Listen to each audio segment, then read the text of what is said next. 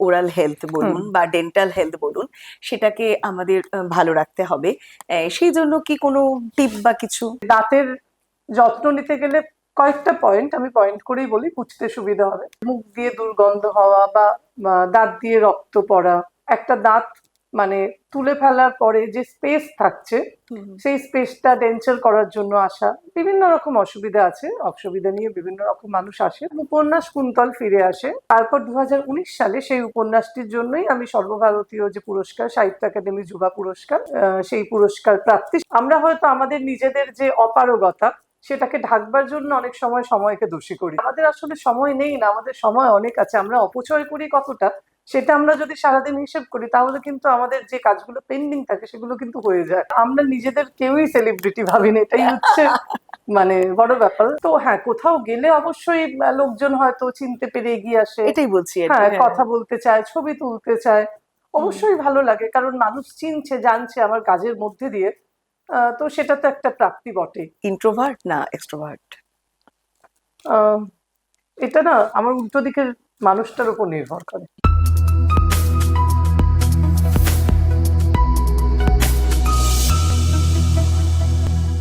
Welcome to মন চায় আড্ডা।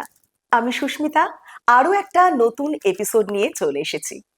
আজকের আড্ডায় আমাদের সঙ্গে রয়েছেন এমন একজন যিনি একই সাথে একজন বিশিষ্ট ডেন্টিস্ট, একজন পুরস্কার প্রাপ্ত লেখিকা, আর টলিউডের একজন বিশিষ্ট অভিনেতার জীবন সঙ্গী।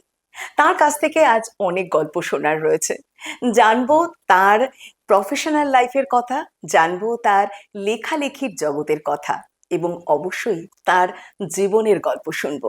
তাহলে আর দেরি না করে চলুন আলাপ করে নিই আমাদের আজকের স্পেশাল গেস্ট ডক্টর মৌমিতার সঙ্গে। ম্যাম, ওয়েলকাম টু মন চায় আড্ডা।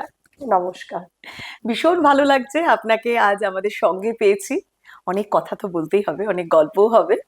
আর আজকে আমরা আমাদের এপিসোড থেকে যেই কথাগুলো উঠে আসবে, আশা করছি আমাদের দর্শকদেরও কিন্তু ভীষণ কাজে লাগবে। আমরা গল্পটা একদম শুরু থেকেই শুরু করি। এই যে আপনার ডেন্টিস্ট হয়ে ওঠা, এই ইচ্ছেটা কি বা ডাক্তার হওয়ার ইচ্ছেটা কি সেই ছোটবেলা থেকেই ছিল? না, ছোটবেলা থেকে এরকম কোনো ইচ্ছে ছিল না, মানে ছোটবেলা থেকে ভাবিনি এইভাবে। যেরকম ভাবে উচ্চ মাধ্যমিক পরীক্ষা দিয়েছি, তারপর জয়েন্ট এন্ট্রান্স পরীক্ষায় বসি, আর 5 জন যেভাবে জয়েন্ট এন্ট্রান্স দেয় সেভাবেই বসেছি, এবং একটা র্যাঙ্কও আসে। তারপর কাউন্সেলিং হয়, কাউন্সেলিং এর পরে আমি উত্তরবঙ্গ ডেন্টাল কলেজে চান্স পাই এবং সেখানে চলে যাই। এভাবেই এই জার্নি শুরু। আলাদা করে যে খুব পূর্ব পরিকল্পনা ছিল এই কথা বলতে পারি না। আর তারপর পড়তে পড়তে ভালোবেসে ফেলা। হ্যাঁ, পড়তে পড়তে ভালোবেসে ফেলা। প্রত্যেকদিন আপনার চেম্বারে বিভিন্ন পেশেন্টদের সঙ্গেও তো আপনার আলাপ হচ্ছে, তাদের দেখছেন। সেখানে গিয়ে আপনার কি মনে হয় যে আহ, বেশিরভাগ মানুষরা কি ধরনের সমস্যা নিয়ে আসে আপনার কাছে? হ্যাঁ, আমি যেহেতু একটি সরকারি হাসপাতালের সঙ্গেও যুক্ত, আহ, তো সেখানকার পেশেন্টদের আমি দেখেছি ওরাল হাইজিন, যে বেসিক ওরাল হাইজিন, সেই সম্পর্কে তাদের সচেতনতা খুব কম। হুম। তুলনামূলকভাবে বরং ক্লিনিকে যারা আসে তারা অনেকটাই প্রিভিলেজড। হুম। তো সেই জায়গা থেকে তাদের বলতে পারি না যে ওরাল হাইজিন সম্পর্কে সচেতনতা খুব কম, তা নয়, বরং তারা অনেকটাই অ্যাডভান্স স্টেজেই আসেন। হুম। তো এই দুটো জায়গার পেশেন্ট যে প্রোফাইল এবং তাদের কনসাসনেস দুটো কিন্তু আলাদা রকম, আমি আমার নিজের অভিজ্ঞতা দিয়ে দেখেছি। হুম। তবে একটাই আশার কথা, দাঁত সম্পর্কে যে অবহেলা ছিল মানুষের সেটা আস্তে আস্তে অনেকটাই কেটে যাচ্ছে। মানুষ অনেক বেশি সচেতন হচ্ছে এবং দাঁতের যত্ন নিতে আগের থেকে অনেক বেশি উদ্যোগী হয়ে উঠছে।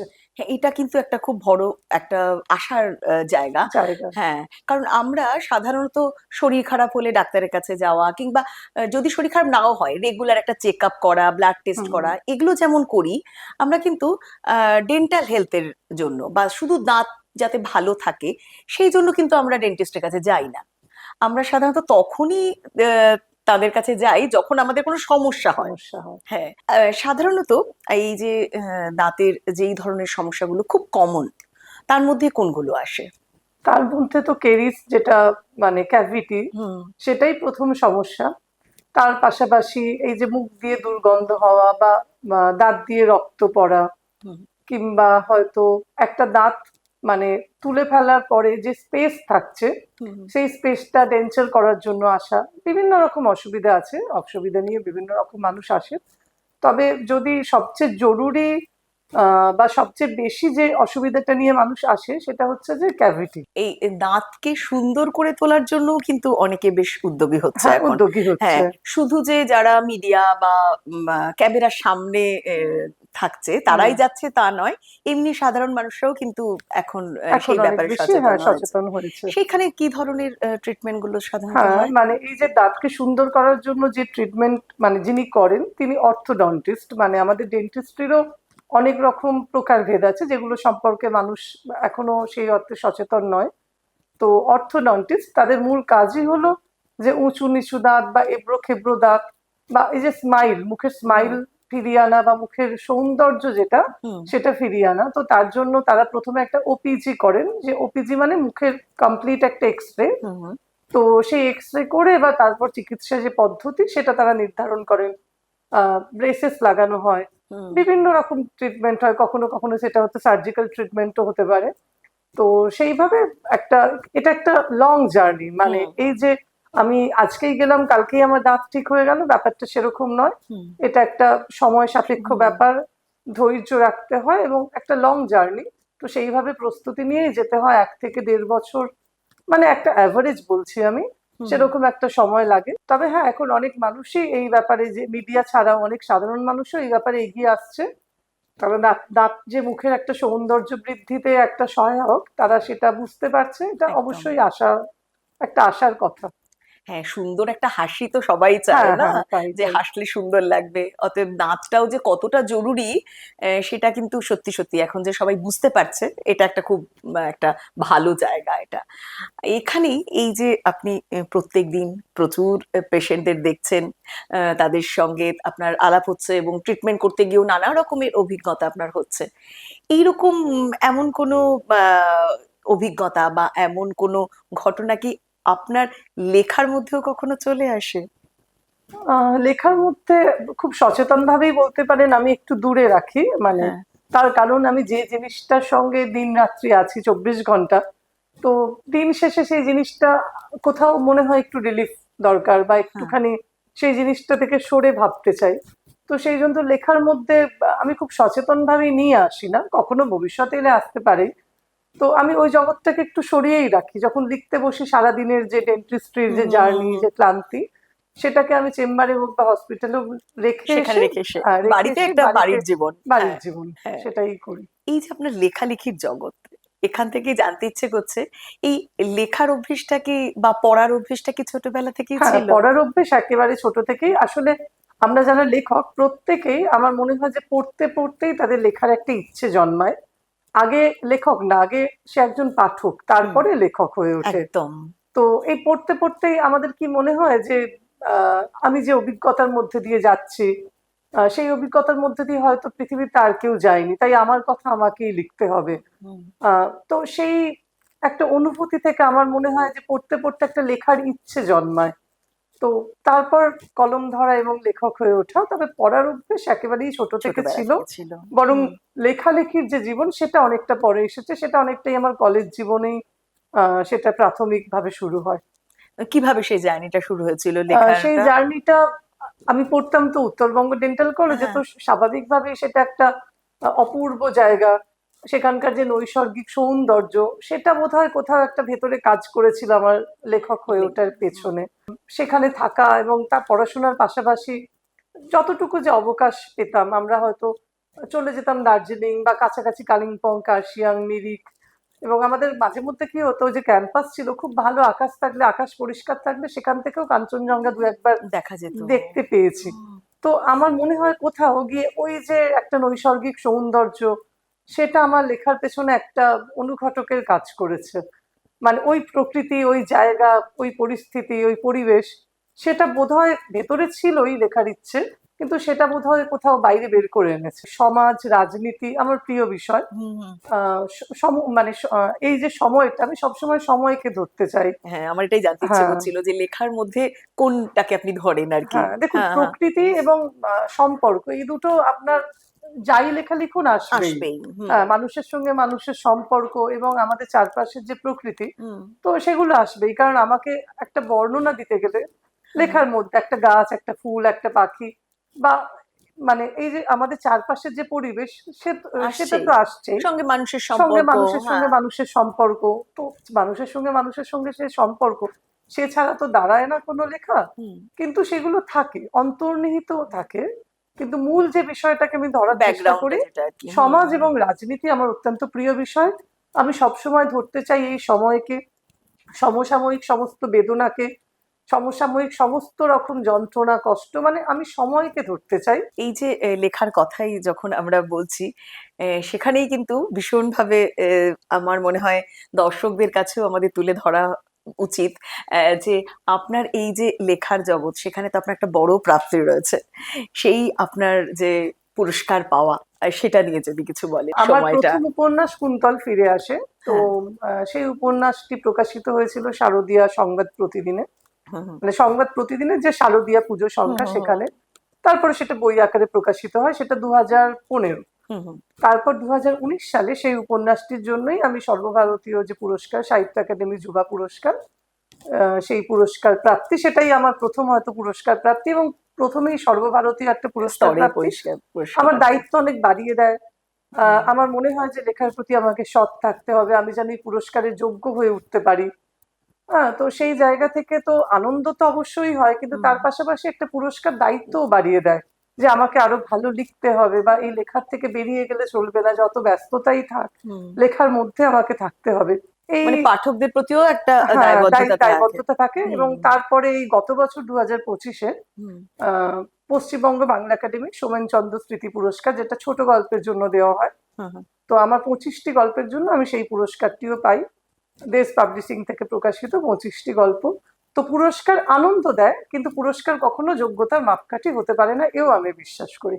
পুরস্কারটা হয়তো একটা ফেদারের মতো হ্যাঁ, সেটা হ্যাঁ, অ্যাড করে, হ্যাঁ, বা অবশ্যই। একটু ওই মনে হয় না যে ওই যে আপনি যেটা বললেন যে পুরস্কার অনেক দায়িত্ব এনে দেয়, দায়িত্ব যে এনে হ্যাঁ, দেয়, দায়িত্ব এনে যে দেয়। আমাকে আরো লিখতে হবে। তাই একেবারেই তাই। একদমই তাই। হ্যাঁ, কিন্তু নিজের ভালো লাগার আনন্দে লেখা, হুম। সেটা তো লেখার মধ্যে দিয়েই সেটা তো প্রকাশ লেখার পাবে। মধ্যে দিয়ে প্রকাশ পায়। হ্যাঁ। সেই কারণেই বললাম যে আমরা যারা লেখক তারা কিন্তু পুরস্কারের প্রত্যাশা করে কেউই লিখি না, বা পুরস্কার না পেলেও যে কালকে থেকে আমি মনমরা হয়ে যাব বা লেখা ছেড়ে দেবো, এমনটাও নয়। আমার একটা জার্নিতে আমাকে পুরস্কারটা হয়তো একটুখানি আশার আলো দেখাচ্ছে, হুম। বা হয়তো আমার একটুখানি আমার আনন্দ দিচ্ছে, সেটা অবশ্যই খুব বড় প্রাপ্তি।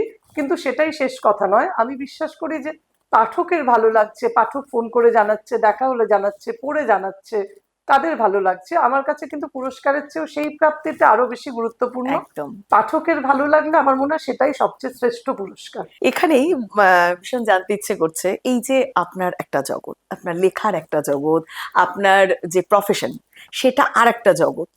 আবার আমরা যদি অন্যদিকে দেখি, আপনার যেটা পার্সোনাল লাইফ, সেখানেও আপনি একজন টলিউডের বিশিষ্ট অভিনেতার জীবনসঙ্গী, সেখানেও একটা তো আপনার আর একটা জগৎ।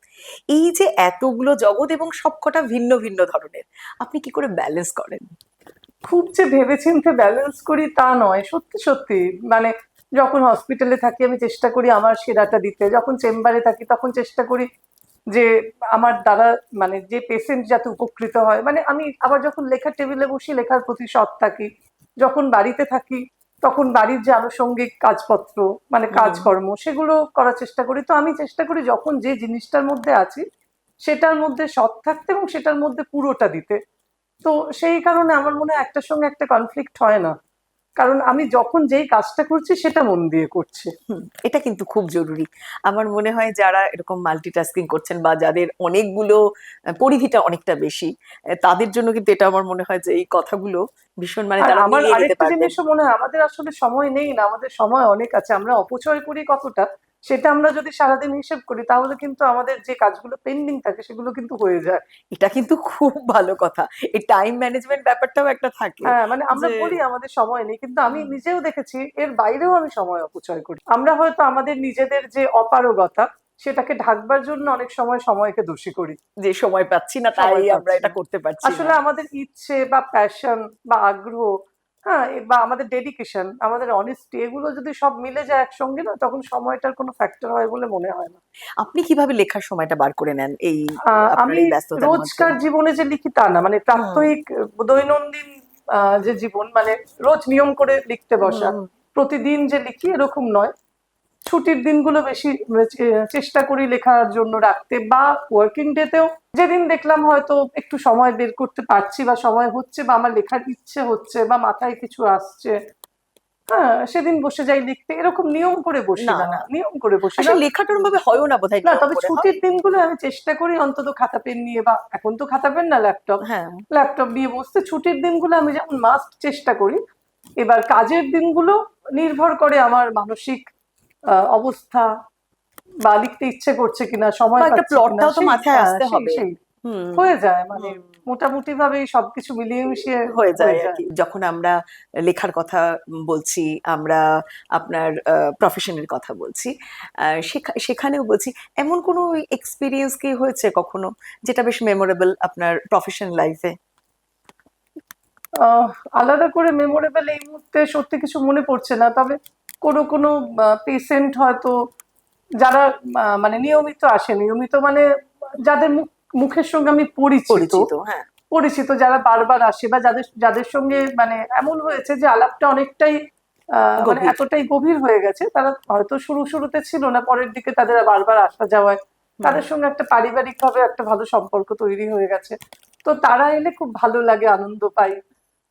আলাদা করে মেমোরেবল এই মুহূর্তে আর সেরকম কিছু কিছু সেরকম, মনে হ্যাঁ। পড়ছে না। আর এই যে আপনার যে প্রফেশনাল লাইফ বা আপনার লেখার জগৎ, সেটা নিয়ে তো কথা হলোই। এবার যদি আপনার জীবনের কথায় আসি, সেখানে এসে কখনো আপনার ঘর করা যার সঙ্গে, তিনি একজন সেলিব্রিটি, টলিউড ইন্ডাস্ট্রির সঙ্গে তার যোগাযোগ রয়েছে।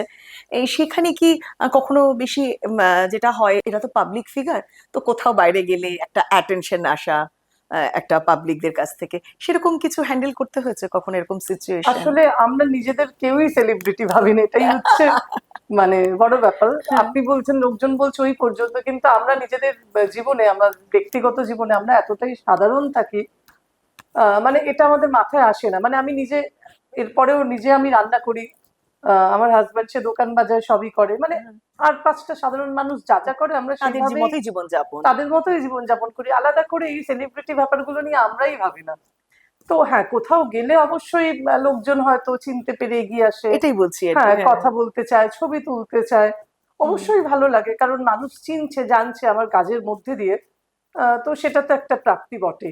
কিন্তু এইটাকে আমি কাজই বলবো, আলাদা করে কিছু না, একটা প্রফেশন। মানে হুম আমি যেরকম লিখছি, যেরকম আমি চেম্বার করছি বা হসপিটাল করছি, সে সেরকম অভিনয়টা করছে। হুম। আমি আলাদা করে অভিনয়টাকে খুব যে গ্লোরিফাই করছি বা অন্যরকম কিছু ভাবছি তা নয়, একটা প্যাশন এবং তার সঙ্গে একটা প্রফেশন। হুম। তো আমি বলবো এটাই প্রফেশনের কারণে, তার কাজের কারণে মানুষ তাকে চিনছে জানছে, সেই প্রাপ্তিটুকুতে আনন্দ হয়। সেলিব্রিটি বলে আলাদা করে কোনো আনন্দ পাওয়ার বিষয় নেই এখানে। ওটাই মনে হয়, আমার কাজের জন্য হ্যাঁ, আমি তাদের কাছে রেকগনিজেশন একটা পৌঁছতে পেরেছি এবং পৌঁছতে তারা পেরেছে, আমাকে চিনতে পারছে। এই পর্যন্ত। হ্যাঁ। কিন্তু আমি সেলিব্রিটি সেই জন্য চিনছে এরকম আমার মনে হয় না, কারণ প্রত্যেকটা মানুষই মানে যে যে প্রফেশনে আছে, হ্যাঁ সে তো সেই প্রফেশনে, সে যদি ভালো কাজ করে সে তো সেই প্রফেশনে সেলিব্রিটি, একদমই তাই, তাই না? একদমই। তো কিন্তু সেই ওই আমাদের এখনো যেরকম হয় আর কি, যখনই কেউ ফিল্ম জগতের সঙ্গে কোনোভাবে যুক্ত থাকবে, আমার মনে হয় তাকে এটা একটা থেকে, আমার আলাদা মনে করে হয় একটা এটা থেকে বেরিয়ে আসার বেরিয়ে আসার সময় সময় এসছে সময় আমার। এসেছে, এবং খুব জরুরি হুম।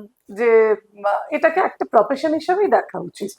যে যার প্রফেশনে সে কতটা সাকসেসফুল হলো, এক্স্যাক্টলি, সেইভাবেই সেই সেই নিরিখেই আমার সেই মনে হয় নিরিখে, বিচার সেই করা উচিত। নিরিখেই বিচার করা উচিত। হ্যাঁ। এবার আবার আমরা একটু আমাদের সেই দাঁতের ব্যাপারেই হ্যাঁ আবার নিশ্চয়ই আবার আসি। নিশ্চয়ই, হ্যাঁ। হ্যাঁ।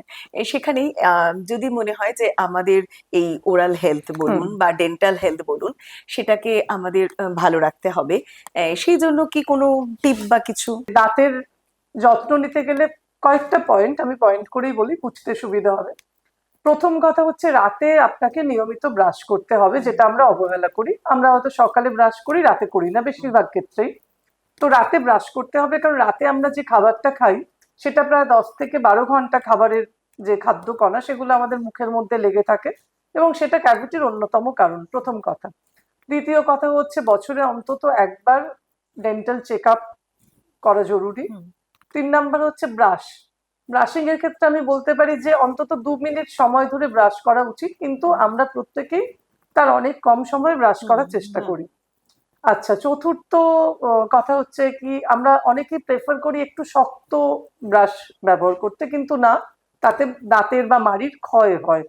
তো ব্রাশ নির্বাচনের ক্ষেত্রেও আমাদের একটু সচেতন হওয়া দরকার। নরম বা সফট, এক্ষেত্রে আমার মনে হয় প্রেফারেন্সে থাকা উচিত।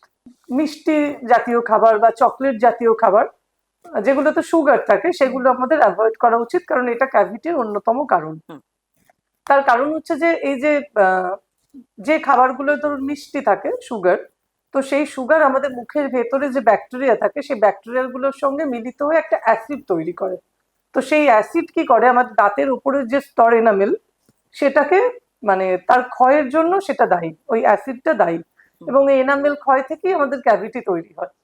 তো সেই জন্য সুগার আছে এরকম খাবারগুলো, চকলেট, মিষ্টি একটু অ্যাভয়েড করা উচিত। মোটামুটি এগুলো করলেই চলে। ফ্লসিং, কারো কারো যদি জরুরি হয় ফ্লস করা দরকার ব্রাশিং এর পরে, এইগুলো মোটামুটি মেনটেন করলেই দাঁত ঠিক থাকার কথা। আর আপনাকে তো বললামই যে একটা ডেন্টাল চেক আপ করিয়ে নেওয়া বছরে একবার, যে আমার কিছু হ্যাঁ, অসুবিধে যদি আছে কিনা। শুরুতেই যদি প্রথমেই প্রাথমিকভাবে আমি শিরশির করছে দাঁত বা হালকা ব্যথা হচ্ছে, দেরি না করে তখনই আমরা যদি দাঁতটা দেখিয়ে নিই, তাহলে সেই দাঁতটাকে বাঁচানো যেতে পারে। রুট ক্যানাল ট্রিটমেন্ট হোক বা ফিলিং হোক, বিভিন্ন রকম উপায়ে দাঁতটাকে বাঁচানো যেতে পারে। কিন্তু আমরা যদি ফেলে রাখি একদম শেষ পর্যন্ত, ভীষণ ব্যথা উঠছে তারপর গেলাম, তাহলে অনেক ক্ষেত্রেই দাঁতটাকে আর রাখা যায় না। তো দাঁতে সামান্য রকম শিরশিরানি অনুভব করলে একবার ডাক্তার দেখিয়ে নেওয়া উচিত।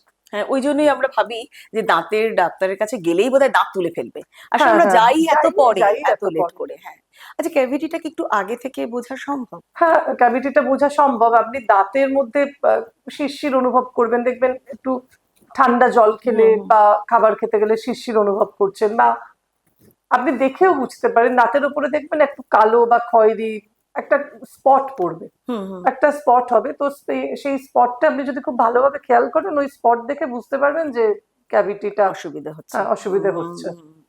তখনই যদি সঙ্গে সঙ্গে যাওয়া হয়, অনেক সময় দাঁতটাকে বাঁচানো সম্ভব।